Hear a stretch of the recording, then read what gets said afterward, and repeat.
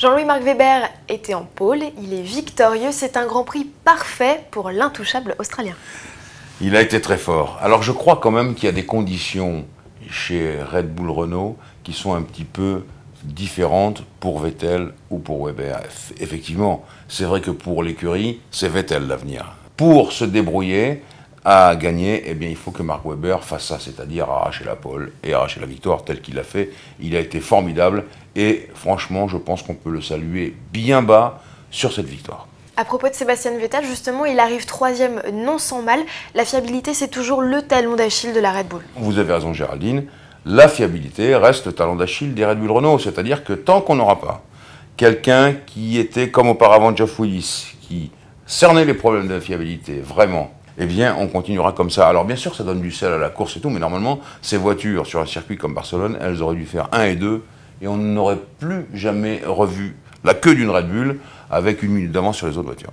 Fernando Alonso, en véritable coureur de fond et attaquant aguerri, prend la 2e place, de quoi relancer le championnat pilote, puisqu'il n'est plus qu'à 3 points de Jenson Button.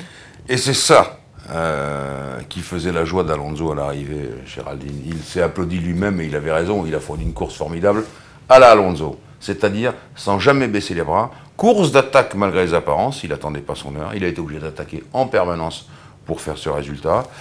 Il revient à 3 points de Button, donc pour lui, toute possibilité est ouverte parce que ce n'est pas une Ferrari qui lutte contre une Red Bull, c'est une Ferrari qui lutte contre une McLaren Mercedes, probablement avec les mêmes armes.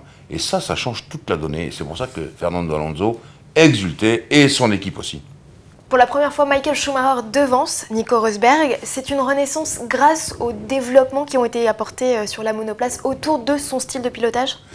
Alors attention, ce n'est pas parce que Rosberg fait une contre-performance que Michael Schumacher tout d'un coup en sort grandi. Il a fait une bonne course, Schumacher. On l'a retrouvé comme il était. Ça, c'est la première chose. Attention, l'allongement d'empattement de la Mercedes a pénalisé à la fois Schumacher, qui a du mal à mettre la voiture au point, et Rosberg encore plus.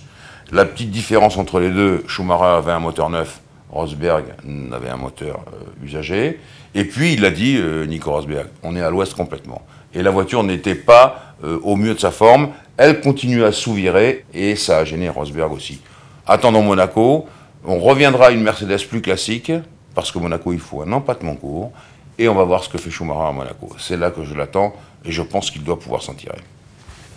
Est-ce que l'on peut sous-entendre, Jean-Louis, que Nico Rosberg devra dorénavant se plier au choix appliqué à la monoplace de Michael Schumacher ?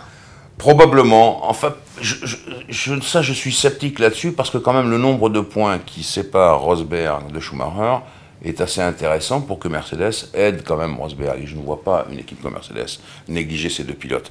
Pour conclure, Jean-Louis, un petit mot sur la défaillance technique d'Hamilton. Est-ce que vous en savez un petit peu plus ? Eh bien, nous, en direct à TF1, nous avons parlé d'une pièce qui s'envolait. McLaren Mercedes a dit qu'il s'agissait d'un pneu qui avait déchappé. Donc les deux sont possibles parce que c'est le pneu avant gauche dans le virage qui le sollicite le plus. Alors la suspension est très sollicitée, elle peut casser, le pneu peut déchapper aussi, mais après quoi, Bridgestone a ouvert le pneu en deux et a montré qu'il n'avait pas d'échappé parce que ça c'est très net comme symptôme et que c'est une pièce de la McLaren qui avait découpé le pneu. Donc, quelle pièce? Moi je reviens à la barre de suspension ou bien à une biellette de direction, quelque chose comme ça. Mais c'est ça qui a provoqué le problème. Attention, c'est un problème de fiabilité grave, ça fait partie des grands virages du calendrier de Formule 1, donc prudence.